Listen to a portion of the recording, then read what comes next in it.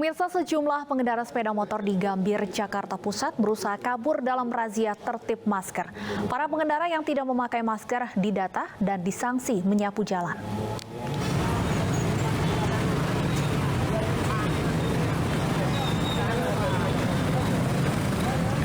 Razia tertib masker di Jalan Hasyim Asyari Gambir, Jakarta Pusat pagi tadi diwarnai aksi kabur para pengendara motor.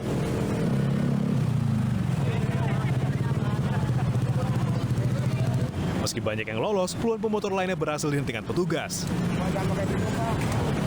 Mereka yang kedapatan tidak memakai masker kemudian didata di posko penindakan. Tak hanya itu, mereka kemudian diminta menyapu jalan sebagai sanksi melanggar protokol kesehatan. Tadi kenapa nggak pakai masker? Buru-buru. Dari mana? Dari Tanjung Selor. Oh, Iya. tadi emang nggak pakai masker ya? Iya. Kan lupa. Lupa. Mbak, ini tadi sanksi apa yang diberi, Mbak?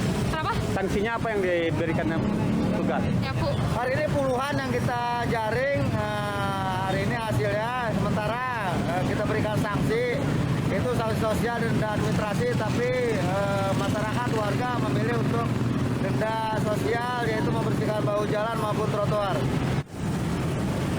Razia digelar untuk mencegah terjadi gelombang ketiga penyebaran COVID-19 di ibu kota. Dari Jakarta, Rani Sanjaya, iNews melaporkan.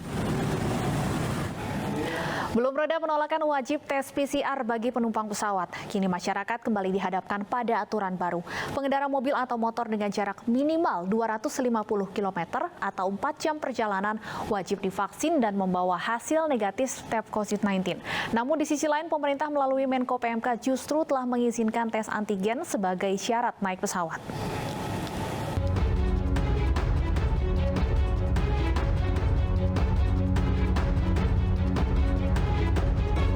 Beberapa hari terakhir, gelombang penolakan wajib tes PCR bagi penumpang pesawat di Jawa dan Bali terus datang dari berbagai pihak.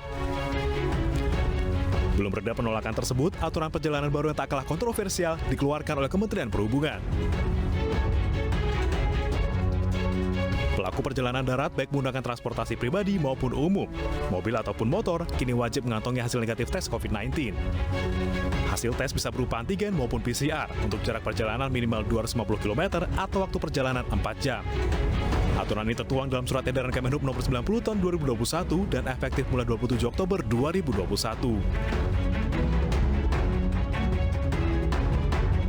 Di sisi lain, hari ini aturan baru bagi penumpang pesawat kembali dikeluarkan pemerintah. Menko PMK Muhadjir Effendi menyebut penumpang pesawat rute Jawa dan Bali kini tak wajib melampirkan hasil tes PCR. Artinya, hasil tes antigen kini kembali berlaku.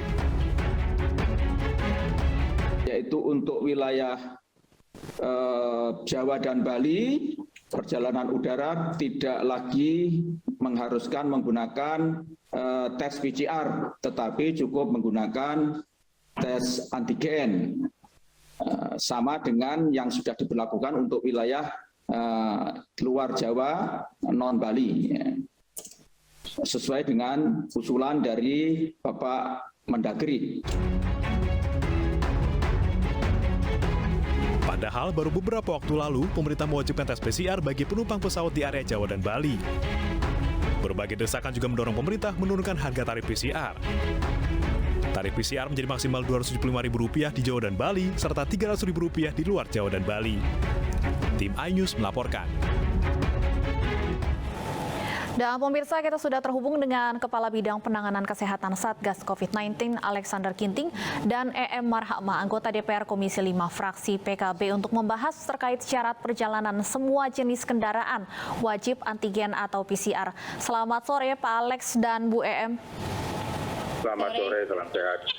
Salam sehat selalu. Saya ingin ke Bu EM terlebih dahulu. Saya ingin langsung tanyakan, Bu EM, apakah Komisi 5 sempat diajak berdiskusi terkait aturan baru ini? Belum ya, jadi kita memang kan baru masuk masa sidang hari ini. Hari ini kita paripurna pembukaan, jadi hal ini belum dibahas dan kita memang baru akan melakukan rapat-rapat seperti itu. Jadi belum ada pembahasan. Baik, tanggapan dari Anda sendiri bahwa di tengah menurunnya kasus, syarat penerbangan pun sudah dipermudah. Namun justru perjalanan darat dengan mobil dan motor pribadi sekarang wajib menunjukkan hasil negatif tes COVID-19. Oke, saya mungkin anggap aja bahwa pemerintah memang sangat peduli terhadap kesehatan masyarakat. Tetapi seperti yang barusan disampaikan bahwa ketika kasus COVID-19 ini sudah mulai menurun, terus juga kesadaran masyarakat terkait vaksinasi sudah mulai hampir merata, seharusnya sekarang di saatnya untuk kebijakan-kebijakan untuk kebangkitan ekonomi kita agar tidak terlalu lama terpuruk. Tetapi dengan kebijakan-kebijakan ini saya melihat justru ini mungkin merugikan. Satu sisi kalau perspektif kesehatan bisa jadi ini ada demi keselamatan ya. Tetapi apabila ini diberlakukan sampai kemudian darat juga, apalagi juga mobil kendaraan pribadi, terus kemudian motor ini juga diberlakukan. Ini menurut saya sangat memberatkan dan membuat masyarakat menjadi ribet gitu. Harusnya kan kebijakan itu jangan membuat kita tuh menjadi ribet, tapi kebijakan itu membantu masyarakat, memudahkan masyarakat. Ini kan jadi justru agak mempersulit. Satu lagi, seharusnya kan kalau misalkan kalau misalkan kebijakan itu mau dilaksanakan, kita harusnya jangan diskriminasi dong.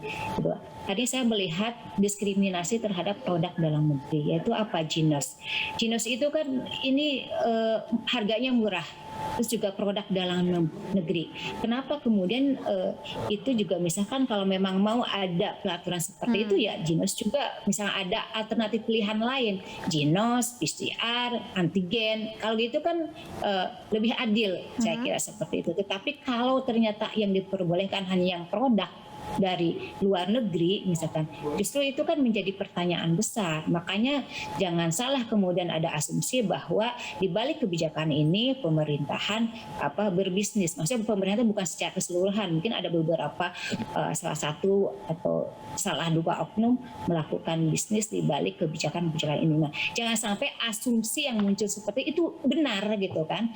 Saya berharap itu asumsi yang sangat yang salah gitu kan, tidak benar seperti itu. Dan saya sebenarnya mengapresiasi kepada pemerintah ketika tanggal 20 Oktober lalu saya mengeluarkan rilis terkait penolakan Inmendagri terkait wajibnya PCR bagi pelaku perjalanan penerbangan, dan kemudian beberapa hari kemudian diturun. Itu saya mengapresiasi. Tetapi saya kira harusnya juga jangan dimonopoli oleh produk luar negeri, tapi jangan diskriminasi terhadap produk dalam negeri. Jinos juga perlu disertakan di dalam itu kebijakan. Baik, tersebut. Pak Alex, saya ingin tanyakan hal yang sama terlebih dahulu. Apakah Satgas COVID-19 juga ikut berdiskusi atau ikut mengkomposisikan aturan baru yang dikeluarkan oleh Kemenhub ini?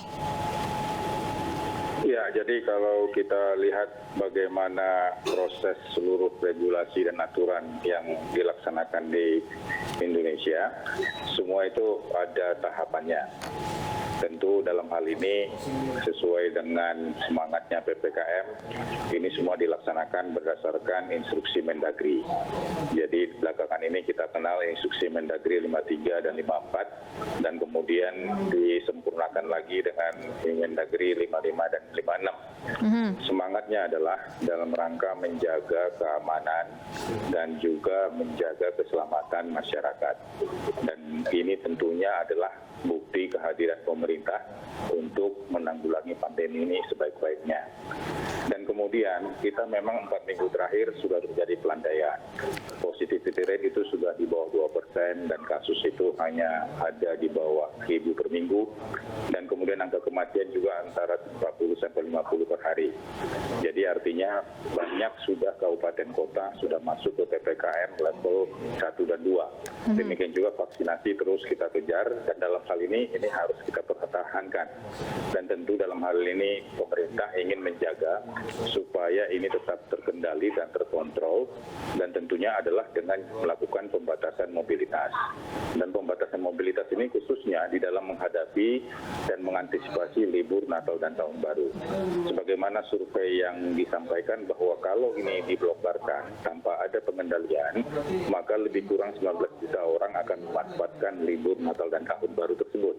Belum lagi di daerah aglomerasi seperti Jabodetabek bisa sampai 4,5 juta orang yang akan hilir mudik.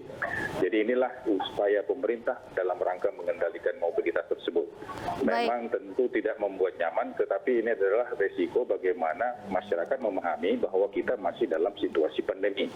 Jadi apa yang dibuat oleh SE nomor 90 dari 2021 adalah dalam rangka membatasi mobilitas dan sekaligus juga memberikan keamanan bagi mereka yang perjalanan jauh, apakah lebih 4 jam atau lebih dari 250 km, agar tidak terjadi transmisi penularan oleh karena pelonggaran dari protokol kesehatan. Demikian juga kita lihat bahwa banyak sekarang varian baru yang masuk dan ini yang harus kita batasi dan kita langsung Baik, pembatasan mobilitas menjelang Natal dan Tahun Baru menjadi alasan utama dikeluarkannya regulasi baru ini. Tapi di saat yang bersamaan, Pak, per hari ini syarat penerbangan justru dilonggarkan, sudah boleh kembali menggunakan antigen saja. Ini jadi terkesan kontradiktif, Pak, aturannya. Untuk ini saya kira instruksi Mendagri belum berubah dan kemudian juga surat edaran dari Kementerian Perhubungan juga belum keluar. Tetapi proses dan dinamika ini terus akan dikaji dan dievaluasi setiap 2 minggu, dan kebetulan juga untuk Pulau Jawa dan Bali memang sudah dilakukan evaluasi PPKM. Tentang apa yang disampaikan mengenai rapid test antigen untuk Jawa dan Bali, kita tunggu aturannya, kita tunggu regulasinya, dan kita tunggu kepastiannya dengan surat edaran Menhub dan surat edaran Satgas yang akan melakukan berbagai pengkajian untuk bisa mengeluarkan surat edaran yang baru. Baik, Bu EM, tadi alasan dari Satgas COVID-19 bahwa aturan ini adalah pembatasan mobilitas, upaya pemerintah untuk membatasi mobilitas warga, terutama menjelang libur Natal dan Tahun Baru. Tapi seperti yang saya kemukakan tadi, di hari yang sama syarat penerbangan justru dilonggarkan. Jadi ada aturan yang diperketat, tapi justru ada aturan yang juga dilonggarkan. Tidakkah ini menjadi kontradiktif, Bu EM? Menurut saya, kalau memang niatnya adalah untuk membatasi mobilitas masyarakat di saat liburan, sudah aja dilarang aja liburan seperti itu. Terus kemudian liburan dihilangkan, terus tempat yang biasa jadiin tempat berlibur ditutup, gitu kan? Seperti itu. Baik, bagaimana Pak Alex masukannya? Jadi dari hulunya saja kalau memang niatnya itu. Tetapi kan saya tahu ini untuk kebaikan gitu kan, untuk kebaikan. Memang di akhir tahun pasti akan terjadi liburan. Ini adalah salah satu upaya untuk pembatasan. Tetapi terkesan, maksud saya ketika hanya persyaratan itu hanya yang diperbolehkan itu yang berlaku itu PCR dan antigen, itu kan produk import ya. Kenapa enggak sekalian aja kalau memang niatnya itu misalkan Jinos juga ada pilihan lain, yaitu Jinos yang mungkin harganya lebih terjangkau oleh masyarakat, 20.000, 30.000 gitu kan, seperti itu. Baik, Pak Alex, bagaimana masukan dari Komisi 5 kalau memang ingin membatasi mobilitas masyarakat jelang libur, sekalian saja kemudian dipertegas aturannya, dilarang bepergian dan menutup tempat-tempat wisata? Ya, jadi artinya begini, bahwa memang kita sekarang sudah di PPKM level 1 dan 2, dan ini artinya sudah ada pemulihan kesehatan. Dan pemulihan kesehatan ini tentu akan diikuti dengan pemulihan ekonomi, sosial budaya, dan juga berbagai kegiatan aktivitas sosial lainnya seperti kita buka PON, kemudian juga buka juga berbagai pertemuan-pertemuan lainnya. Dan tentu ini harus tetap dalam kerangka bagaimana pertumbuhan itu tetap ada dalam rangka komunikasi sosial termasuk juga ekonomi. Yang kedua, bahwa kita sadari bahwa pandemi itu masih ada dan kemudian varian baru juga kita lihat sekarang ini sedang naik di berbagai negara. Oleh karena itulah pembatasan ini yang perlu kita sampaikan ke masyarakat sebagai komunikasi risiko, sehingga masyarakat mengerti bahwa kendati pun ada liburan, tetapi dia tetap melihat bahwa di luar sana masih ada ancaman. Dan pemerintah juga sudah melakukan upaya untuk membatasi tidak ada libur yang panjang dengan mengatur berbagai peraturan yang sudah dikeluarkan, termasuk mengatur pegawai negeri dan termasuk juga libur yang mungkin diperpanjang pada weekend. Baik, Pak Alex dan Bu EM, kita tahan dulu sebentar. Kita akan cari tahu apakah kemudian masyarakat sudah mengetahui mengenai aturan baru ini. Untuk mengetahuinya, kita langsung bergabung dengan rekan kami Angelica D. Evagam. Ya, Angelica, apakah masyarakat sudah mengetahui terkait aturan baru perjalanan darat ini?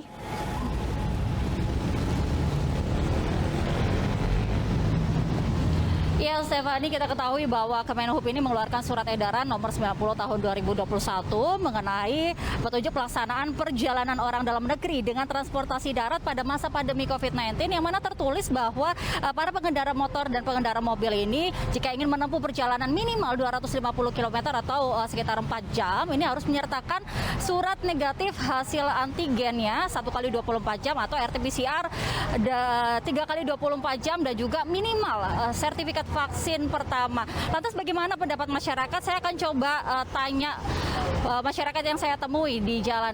Halo Mas, dengan siapa namanya? Dengan Abdul, Mbak. Ya, Mas Abdul, apakah mengetahui aturan baru mengenai pengendara motor, pengendara mobil harus menyertakan juga hasil negatif antigen, PCR dan juga vaksin pertama? Ya, saya mengetahui, Mbak. Lantas bagaimana pendapat dari Mas Abdul mengenai aturan tersebut? Kalau menurut saya, kalau yang sudah vaksin pertama dan kedua, menurut saya tidak perlu melakukan PCR ataupun antigen. Dan untuk yang sudah vaksin pertama, menurut saya antigen saja tidak perlu PCR. Baik, mohon maaf pemirsa ada gangguan komunikasi dengan rekan kami di lapangan. Kami lanjutkan dialog masih bersama dengan Pak Alexander Ginting dan Bu EM Marhamah. Yang menjadi pertanyaan selanjutnya, PR selanjutnya tentunya adalah pengawasan. Bu EM, apa catatan Anda untuk pengawasan perjalanan darat? Kita tahu sebelumnya sempat dicoba diterapkan di kawasan Jakarta.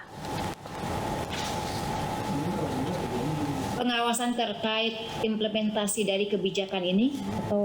Iya betul, terkait dengan implementasi bahwa kemudian perjalanan darat diwajibkan menunjukkan hasil PCR atau antigen. Sebenarnya karena statement awal saya sebenarnya kurang setuju ya, karena saya merasakan dalam kebijakan tersebut ada diskriminasi terhadap produk dalam negeri gitu kan. Kalaupun mau ada ya harus ada jinosnya biar masyarakat juga tidak terlalu menguras dompetnya masyarakat yang akan melakukan perjalanan. Dan saya sepakat bahwa dengan kebanyakan masyarakat bahwa sebenarnya ketika kita sudah melakukan vaksinasi kedua ya tidak perlu lagi antigen ataupun PCR seperti itu gitu kan.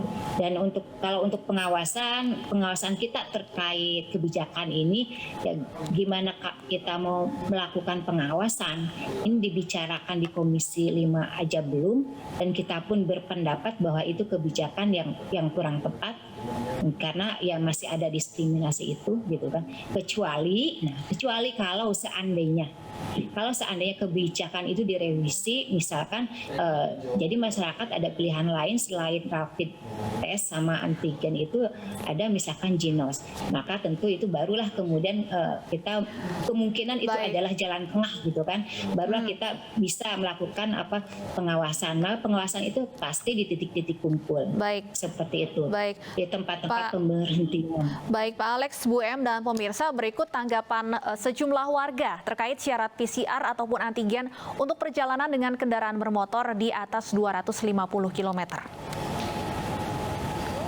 Mungkin untuk jarak dekat gitu kan ya, mendingan nggak usah aja deh. Menurut saya sih setuju aja. Kenapa? Karena PCR itu kan tes untuk kebaikan kita semua ya. Tetapi ada tapinya nih. Syaratnya harganya diturunin atau misalkan 50% gitu. Tanggapannya sih simpel, sebenarnya nggak perlu juga karena kan kalau ngelihat dari jarak itu ya nggak jauh-jauh banget lah. Kan kemarin-kemarin juga udah istilahnya udah vaksin, itu kan udah mewajibkan juga. Ya, sejumlah tanggapan warga atas aturan baru yang dikeluarkan oleh Kementerian Perhubungan. Pak Alex, sepertinya tanggapan warga sejauh ini cukup negatif, cukup banyak yang menolak aturan baru ini. Bagaimana Pak Alex, apakah nantinya akan ada revisi juga seperti yang terjadi pada syarat penerbangan dengan adanya penolakan dari masyarakat? Ya, jadi kita tahu bahwa pandemi COVID-19 ini tidak sama dengan penyakit yang lain. Dinamikanya cukup pesat, cukup berkembang dan berubah. Dan dokumennya sering kita sebut dengan living document. Artinya setiap saat kita evaluasi dan kita lihat dinamika dan respon yang terjadi. Kenapa demikian? Karena virus yang sekarang ini nggak sama virus yang di Wuhan. Virus yang sekarang ini sudah berbeda karakternya, beda patternnya. Jadi oleh karena itu kita tidak boleh kalah oleh karena evolusi ataupun mutasi dari virus sehingga mengakibatkan terjadinya kesakitan dan angka kematian yang tinggi. Kita ketahui sekarang negara Eropa sendiri juga, bahkan negara tetangga kita yang vaksinasinya sudah 90% saja bisa terjadi lonjakan kasus di beberapa bahkan di lockdown. Dan itu kita tidak boleh ulangi lagi deh. Kita harus belajar 140.000 orang yang dilakukan meninggal karena COVID. Dan itu adalah titik pahit bagi kita. Itu tidak boleh kita ulang. Bagaimana caranya supaya kita mengulangi? Kita harus membatasi mobilitas masyarakat sampai pandemi ini terkendali. Tentu berbagai sektor harus kita atur. Tentu dalam hal ini kita juga setuju supaya tidak ada diskriminasi, setuju supaya harganya jangkau, setuju supaya harganya murah. Tapi semua itu adalah dalam rangka keamanan, keselamatan masyarakat. Jadi ini paling penting. Dan kemudian kenapa ini sering kita komunikasikan, agar masyarakat tahu bahwa pelonggaran dan pemulihan ini bukan berarti kita harus mengabaikan protokol kesehatan. Bukan berarti bahwa pandemi itu sudah selesai. Bahwa ancaman itu masih ada. Dan ancaman itu nyata. Kita lihat negara-negara tetangga maupun juga di daerah kita. Jadi ini yang perlu dibangkitkan dan ini perlu menjadi semangat kita. Di dalam melawan virus ini adalah menjadi perjuangan semesta kita. Perjuangan pemerintah, perjuangan rakyat, perjuangan seluruh elemen yang ada dalam rangka mengisolasi virus ini agar tidak menular kepada manusia. Baik. Tentu kenapa PCR? Karena spesifitas dan sensitivitasnya sudah teruji. Kenapa rapid test? Ya karena spesifitas dan sensitivitasnya sudah teruji. Dan ini sudah penting di Badan Kesehatan Dunia. Inilah yang menjadi dasar kita. Kenapa kita memakai PCR dalam sisi. Artinya usulan penggunaan genos sulit untuk dipertimbangkan, Pak Alex. Ya, artinya genos itu tentu sudah melalui berbagai kajian dan evaluasi, sehingga di dalam negeri juga ya PCR dan rapid test antigen. Baik, Bu Em, kami tangkap bahwa ada penolakan yang ingin disuarakan tentunya oleh Anda, tapi melihat bahwa aturan ini saat ini sudah diterapkan, surat edaran Kemenhub pun sudah diturunkan, Anda sendiri melihat efektivitasnya akan seperti apa untuk membatasi mobilitas warga? Satu ya, liburan akhir tahun itu kan sudah menjadi tradisi masyarakat kita. Termasuk juga ketika dulu waktu kalau lebaran itu mudik itu sudah menjadi tradisi kita. Walaupun misalkan kita ada kebijakan untuk membatasi, ya itu ada. Tetapi saya kira hal itu memang bisa mengurangi, tapi tidak banyak. Tetapi yang paling penting adalah bahwa dari kebijakan yang kita putuskan pasti tidak bisa semua tempat dan situasi dan kondisi bisa disamaratakan. Ada hal misalkan ada kebijaksanaan di atas kebijakan. Misalkan seperti itu. Contoh misalkan ada kebijakan daring, tapi misalkan di daerah stunting desa di Kabupaten Cianjur, Cibulu itu tidak ada sinyal. Maka ketika luring itu dilaksanakan, maka mereka lost education, tidak ada pembelajaran. Nah, jadi di dalam hal ini juga ketika misalnya ada situasi kasus tempat yang itu tidak memungkinkan, maka hal kebijaksanaanlah yang lebih diutamakan dari kebijakan itu. Terus kemudian yang kedua adalah ini pertanyaan masyarakat juga menjadi pertanyaan besar saya dan juga sudah saya sampaikan di beberapa forum, di rapat-rapat gitu kan. Kenapa GINOS itu tidak diberlakukan juga di bandara, pelabuhan dan di tempat-tempat lain gitu kan. Karena itu ada salah satu yang memang justru bisa familiar maksudnya familiar dengan dompetnya masyarakat seperti itu. Tetapi kita juga belum ada informasi misalkan dari Kemenkes, hasil uji dan lain sebagainya terkait GINOS ini apakah kalau memang tidak layak, tidak akurat ya sampaikan aja gitu kan. Belum ada itu pernyataan resmi terkait GINOS. Terus kemudian di beberapa daerah juga ada pemerintah yang GINOS itu menjadi kebijakan. Di beberapa hotel juga GINOS ternyata dijadikan kebijakan pilihan-pilihan itu. Terus kemudian jangan sampai ada asumsi, misalkan asumsi masyarakat yang kita tidak ingin itu berkembang semakin menggila bahwa di balik kebijakan ini ada kepentingan bisnis. Itu jangan sampai itu ada gitu. Saya anggap itu semoga itu tidak benar gitu kan, asumsi-asumsi yang beredar seperti itu. Baik, itu Pak Alex, baik Pak Alex, bagaimana kemudian nantinya pengawasan aturan ini di lapangan supaya tujuan utamanya pembatasan mobilitas benar-benar bisa tercapai? Ya, jadi semua aturan dan regulasi yang dikeluarkan Kementerian Teknis maupun juga oleh Satgas, semua itu tentunya bersumber dari instruksi Mendagri, baik nomor 354 ataupun 5556 yang sudah diadendum. Yang kedua, bahwa di dalam melaksanakan pengendalian dan pengawasan ini tetap kita mengandalkan instrumen yang sudah kita perjalani sama-sama, yaitu PPKM. Jadi PPKM Kabupaten Kota dan PPKM yang di tingkat kelurahan dan desa ini harus terus-menerus melakukan pengawasan dan pengendalian. Kuncinya juga adalah di mobilitas dan kemudian tidak meninggalkan kontak tracing. Kemudian yang ketiga, tetap melakukan upaya agar semua divaksinasi. Dan terakhir juga adalah bahwa dalam pengelolaan ini ada secara digital, ada secara manual. Secara digital tentu ada aplikasi Peduli Lindungi, di mana aplikasi Peduli Lindungi itu akan memberikan warna hitam, merah, kuning, hijau. Kalau hijau nggak ada masalah. Tetapi bila dia hitam, maka dia itu sudah terinfeksi, terkonfirmasi. Itu nggak bisa dibiarkan saja. Dia harus didorong ke isoter atau didorong ke isomat. Kemudian bagi yang merah, tentu harus kita dorong supaya vaksinasi. Bagi yang kuning, berarti vaksinnya baru sekali. Kita harus dorong juga untuk vaksinasi untuk yang kedua kali. Jadi artinya aplikasi Peduli Lindungi juga harus bermanfaat. Tidak hanya untuk memfiltrasi, tapi juga untuk memberikan respons pada masyarakat yang menggunakan aplikasi tersebut. Bila mana mereka tidak mempunyai handphone, tidak ada wifi, tidak ada internet di daerah tersebut, ya kita berharap juga supaya manual juga ada. Artinya bisa menunjukkan sertifikat vaksin dan kemudian juga bisa menunjukkan bukti-bukti gejala klinis tidak ada. Dan yang paling penting semua itu adalah bahwa penanggulangan COVID ini adalah menjadi tanggung jawab kita bersama. Menjadi tanggung jawab pemerintah dan menjadi tanggung jawab masyarakat secara keseluruhan. Jadi itulah pengendalian dan pengawasan ini tidak semata-mata milik pemerintah. Baik, terima kasih Pak Alex dan Bu EM atas sudah bergabung bersama kami di iNews Sore. Selamat sore dan sehat selalu.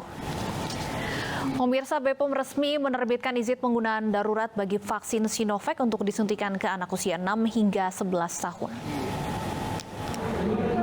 Pemberian vaksinasi ini menyusul setelah pemberian izin penggunaan vaksin untuk kelompok usia 12 hingga 17 tahun. Vaksinasi anak penting karena pembelajaran tatap muka sudah dimulai. Sementara untuk anak di bawah 6 tahun masih dalam tahap menghimpun data-data. Kami dapat menyampaikan pengumuman untuk telah diterbitkannya izin penggunaan vaksin COVID-19 dari vaksin Sinovac, CoronaVac, dan vaksin COVID-19 dari Bio Farma untuk anak usia 6 sampai dengan 11 tahun. Jadi ini menyusul pada izin penggunaan sebelumnya, yaitu 12 sampai 17 tahun. Jadi sekarang penggunaan dari vaksin Sinovac bisa digunakan untuk vaksinasi anak untuk usia 6 sampai dengan 17 tahun. Kita ke informasi lain, pemirsa, pertarungan kursi kepala desa memang menjadi ajang bergengsi. Tidak heran para calon kades memberikan apa saja ke masyarakat. Namun sayangnya, jika kalah, apa yang sudah diberikan akan diambil kembali.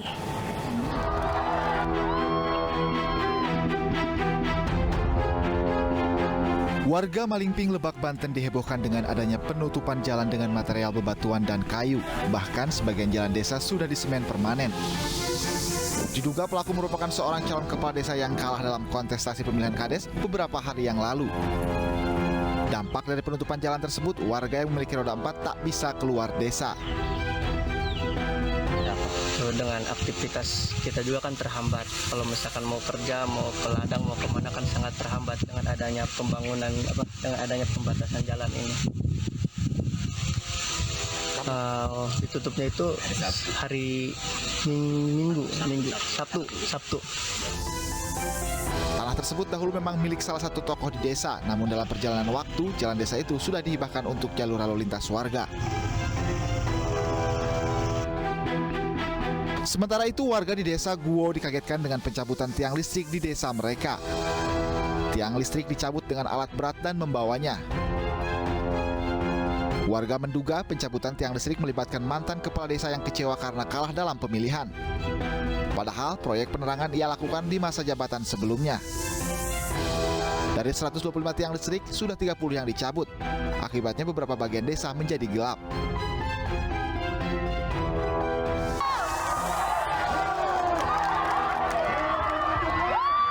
Video seorang calon kepala desa membagikan uang ke masyarakat di Malingping Utara, Lebak, Banten viral di media sosial. Pembagian uang yang dilakukan di beberapa titik ini diduga sebagai aksi politik uang untuk meraih simpati masyarakat dalam pemilihan kepala desa. Padahal sebelumnya Pemda Lebak sudah mengumpulkan para calon kepala desa untuk tidak melakukan kecurangan. Tim Liputan iNews melaporkan. Satu keluarga di Surabaya terancam terisolir karena akses jalan keluar masuk rumah mereka ditutup tembok tetangga. Wakil Wali Kota Surabaya akan membongkar paksa tembok apabila tidak ada titik temu dalam penyelesaian masalah ini. Saya lewat lurus seperti ini. Nah, ini dua tembok menutup jalan keluar masuk menuju sebuah rumah warga di kawasan Jalan Rungkut, Menanggal, Surabaya, Jawa Timur. Satu tembok setinggi 3 meter telah menutup jalan menuju rumah, sedangkan bangunan tembok lainnya masih dalam proses pembangunan. ternyata bangunnya ditutup seperti ini, tidak ada jalan sama sekali. Terus yang sebelah sini bertanya ke saya, kok ini ditutup? Kok saya diam saja? Setelah itu mereka bilang, kalau saya tidak mau memperjuangkan yang sini, sebelah sini mau ditutup juga. Tembok ini baru dibangun beberapa hari yang lalu oleh dua tetangga yang selama ini mempunyai akses jalan sebelum tembok dibangun. Pembangunan dilakukan untuk mendirikan kamar. Mau dibangun apa ini Bu rencana? Kamar.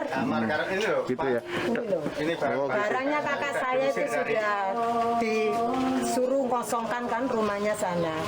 Akhirnya sini kakak saya barangnya sudah dibawa ke sini semua. Jadi butuh tempat kakak saya. Permasalahan ini mendapat perhatian dari Wakil Wali Kota Surabaya, Armuji. Kalau tetap alot tentunya sesuai dengan ini, sesuai dengan perjanjian ini, saya kira Lurah Camat akan bisa menyelesaikan. Jadi itu sudah cukup kuat ya? Cukup kuat. Kalau enggak ya dibongkar paksa nanti. Sebelumnya, dalam perjanjian jual beli, jalan kecil di depan rumah bisa dilewati sehari-hari. Namun tiba-tiba saja dibangun tembok di depan rumah. Dari Surabaya, Jawa Timur, Yuda Prawira, iNews melaporkan. Kita ke informasi lain, pemirsa, usai reses DPR menggelar rapat paripurna pembukaan masa persidangan kedua tahun 2021-2022. Dalam rapat itu DPR resmi mengganti 5 anggota lewat pergantian antar waktu atau PAW. Sebagai pimpinan rapat, Wakil Ketua DPR Muhaimin Iskandar memimpin pelantikan dan memandu 5 anggota baru membacakan sumpah dan janji. 5 anggota hasil PAW ini yakni Diah Nurwirasari fraksi PKS, Paulus Ubruangge fraksi PAN, Aida Muslimah, Haris Surino, Ofri Omposungu dari fraksi PDI Perjuangan. Rapat paripurna ini sekaligus menandai dimulainya masa sidang kedua tahun sidang 2021-2022 setelah sebelumnya DPR menjalani masa reses sejak 8 hingga 31 Oktober.